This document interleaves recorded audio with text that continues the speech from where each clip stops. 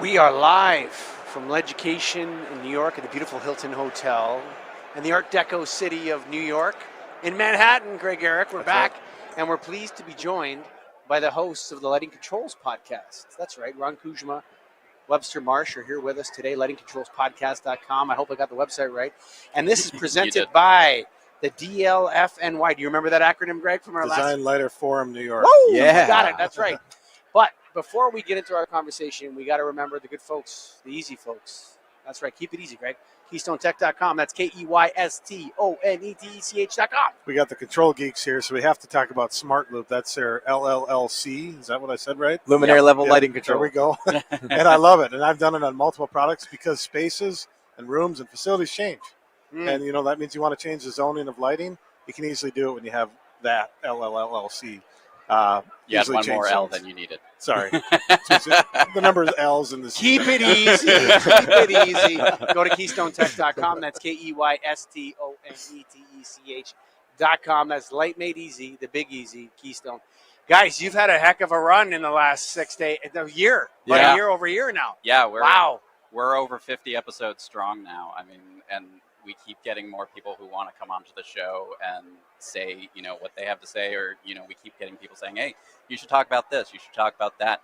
And every time we talk to somebody who's a little hesitant to join our show, we're always like, there's always something to talk about. There's a lot of people who say, I don't know what we're going to talk about for 45 minutes. It's like, there is always something to talk about. Always. The lighting controls.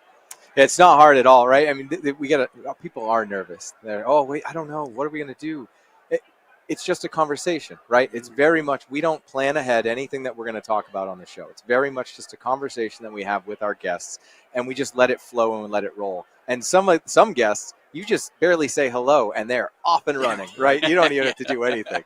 Yeah. But it's been phenomenal. And we're both based in New England, right? Right. So by being in the Boston area, things are done a certain way around here. So it's been fantastic to get perspectives from other parts of the country of how things are done differently in California and in the Midwest and down in the South, because everyone does operate just slightly differently with their models. And then to record it. And that's what we talked about in a previous podcast is a lot of these conversations going on the show floor right now are things that people need to hear. Right. Yeah. And if you're not here and you don't hear it, how are you going to hear it? So record it.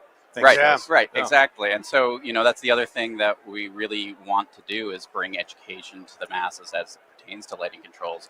You know, there's so much untapped potential and information in people's heads, but also there's just a lot of great resources that people aren't aware of. For instance, Lighting Controls Association, which is one of the supporters of our podcast, and they have a lot of free resources for people to learn about lighting controls there. Nailed is another fantastic resource which financially supports the podcast, and has controls education in their LS1 yes, program. Don't exactly. forget. Yeah. Okay. No, totally. It's like a base level. It's a starting point to get going on it. Right. But yes. So there's some great resources out there that people just might not be aware of where to go to get that education. And so that's another thing that we're just really passionate about is helping people understand and find the information they're looking for. So when we're talking about controls, and you guys have heard me sort of play foil, yes, to you know, like if people think like this is my opinion, I'm actually performing here. Sure. You know what I mean? We're all kind of part of this, and so to play foil, I've seen 3 controls boom bust cycles. Yes, and I'm hoping we're not in the 4th. Why are we not in the 4th?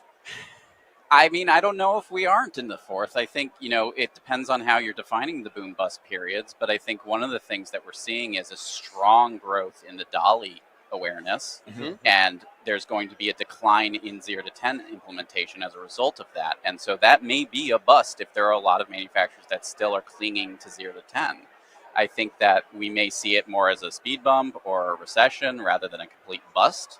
But I suspect that there is going to be some shifting that happens as a result of the widespread adoption of dolly, if it does succeed in its momentum that it's gaining right now. Yeah, I think there's going to be a big drive, and I think that big drive is coming from electrification because there's going to be a big push. There's going to be more demand on the grid, and we've already seen that those rebates for LED fixtures are going away, right? Going away. They are going to be gone.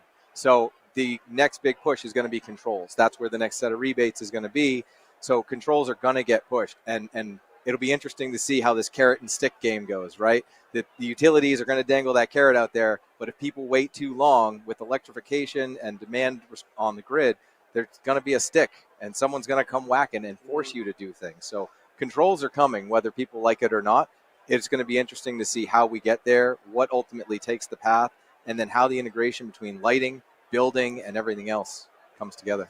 The hard part with controls in general for lighting people like us that have been selling on rebates and payback is you're not seeing the paybacks always. It's kind of more like, to me, it's always peace of mind. Like, I know the lights are going to be off when I need them off. Yep. Or I know I can do this. I know I can do that. So it's a different type of sale, but I am starting to see it from the distributor level. Well, and I think that's one of the challenges is that, there's been so much focus on LED and getting widespread adoption of LEDs for so long that people are now seeing that there's such a diminished return on that, whether it's power or monetarily. And so the focus is starting to shift to the controls narrative. And additionally, because there's a decent amount of hand-holding when it comes to lighting controls, in a lot of cases, there are certainly solutions out there that are very easy, like LLLC. But at the same time, there's still some expertise that needs to be hovering behind the scenes, making sure that it's applied correctly, whether it's a designer or it's part of the manufacturer's support group. And as a result, the distributors are perfectly positioned to be one of those keys to getting that implemented, so that we in the channel. It's really going to come down to, like Webster said, education. Right, it needs to come from the manufacturers and the reps down through the distributors. It needs to hit the boots on grounds. It needs to hit the ESCOs. It needs to hit everybody. Because I think it needs to come from the Lighting Controls Integrators Council, whatever the new name is. It does too. What's the new name? The Council on Lighting Controls, Startups and Integration. Yes, I think that's where you guys need to. Guys need to step into that space, that void that exists. Yeah. Well, absolutely, and that is the point of this whole council that we started up, is to be able to create awareness and have sort of a collective approach to integrators, because a lot of people say, well, where are the integrators? Right. Who do I contact? How do I get in touch with them and find somebody who's local to my project site? Well, that's one of the resources that we're working towards, is getting a collective resource listing out integrators that are aligned with the CLCSI. And additionally, we want to provide resources to those integrators or dealers that want to become integrators, or distributors that want to become integrators, so that they can do this well and effective and follow guidance from people who are experts in the territory. Greg and I were just in Germany a couple weeks ago, and we bumped into Mark Lean. I can just say him. He's been on the show many times from the IES. Everybody knows who that is, right? Yep. One of the great figures in lighting. And we were talking about darkness restoration, which you guys know is very important to the work we're doing. And I was kind of arguing with him. And he's like, well, how are you going to get it done? How are you going to get it done? And I finally said to him, it's a 100-year plan, Mark. Yeah. Yeah. And he stepped back. He goes, okay, now I get it. Right? It's not going to happen tomorrow. And it's the same thing with your council that you guys are working on here. Now, it's not a 100-year plan, but it's probably a 5-year plan, actually. So you guys get to a point where you're certifying people. Yep. Mm-hmm.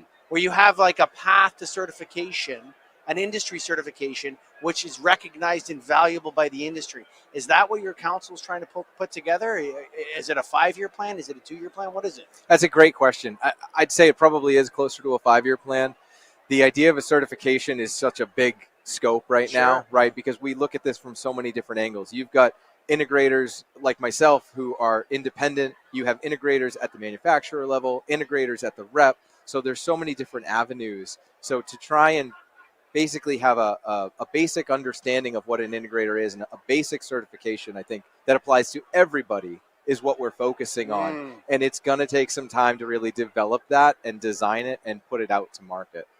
Well, the good news is we're at the right place. Everybody's down there. That's that right. matters in lighting right now. Right. Holy mackerel. What do you guys think of LEDucation? Is this wild or what? It's crazy. I mean, the show is every year. It's getting bigger and bigger, and it does feel like it's outgrowing these ballrooms in this hotel very fast. Yeah, I mean, this is the busiest I've ever seen LEDucation. I've been coming to LEDucation for several years now, and so to see it booming like this is awesome. I think, the community really has rallied around LEDucation and created this environment that's really great. And it almost perfectly runs in sync with NYC Controlled, because NYC Controlled happens in the fall, this happens in the spring, so it's like perfectly positioned to work in tandem with that. And is there anything you guys have seen from a control standpoint that stands out, that's new? or is it just stuff you kind of know about that might be tweaked? I'll go first. I mean, Yeah. I think one of the things, just on an overall perspective, the form factors are getting smaller. Yeah. The integration is getting better, and so that is a really good thing to see, because it used to be huge equipment getting stuffed in back rooms and having to figure out, okay, where is this going to go? So seeing things shrink down in size is really nice. Seeing LLLC pop up, seeing LLLC integrating with third parties is really great to see. So all of that just adds to a collaborative element to lighting controls. Yeah, and we're starting to see a lot more wireless too, a lot more, but stable wireless, right? That's the big thing, is wireless that's stable, because there is such a demand for existing installations where you just can't run new wire. And when you take it to that level and you're trying to do retrofits, sometimes wireless is the right answer. So it's really nice to see, because those components are smaller, it's easier to fit it into different types of fixture profiles and formats. So before we let these guys go have lunch, I got a couple more questions for them. Okay, Greg? Go for I it. know you're saying shut it down. We've been on the live stream for 10 minutes. But, I just got to say, I want to say thank you to the Nailed board. Yeah. Okay? Who, all these projects and all these things we've done, and there's been a lot of failures. The Lighting Controls podcast is a success. And, I want to thank them, and that includes, it goes back to Amundsen and Matt Thiesing and Corey Schneider, even back to Spencer Miles, Brian Huff. I'm missing people here. Matt, I forgot your last name, Matt. Hansen, yes. There's who else am I missing, Greg, on that board? Who's supporting this? Chad Palmer's new. Chad Palmer, he's new. And Devin Wall, who also nailed them. I'm missing some folks out there. We want to thank the Nail board. If you want to join these guys, okay, what you have to, I know it's going to sound complicated. So if you're listening right now, it's going to sound complicated. You got to become an associate member of Nailed, okay? And that's how you join their council. So if you go to NALD.org, you contact Erin at the Nailed office, Greg. Yep. She'll get you set up. Tell them you want to join the Lighting Controls Council. They have what's the name again, guys? The Council on Lighting Controls Startup and Integration. Yeah, that's a beautiful name. I can never remember it. But go to NALD.org, contact the Nailed office, and you can join their council. And of course, Greg, you know what? We got to say, go to lightingcontrolspodcast.com, but also KeystoneTech.com. That's right. 3 L's and a C. Yes. The Smart Loop. Smart Loop is a great product. And Check it's it out. easy. Go to KeystoneTech.com. Light made easy, the big easy. Keystone Tech, KEYSTONETECH.com. Thank you.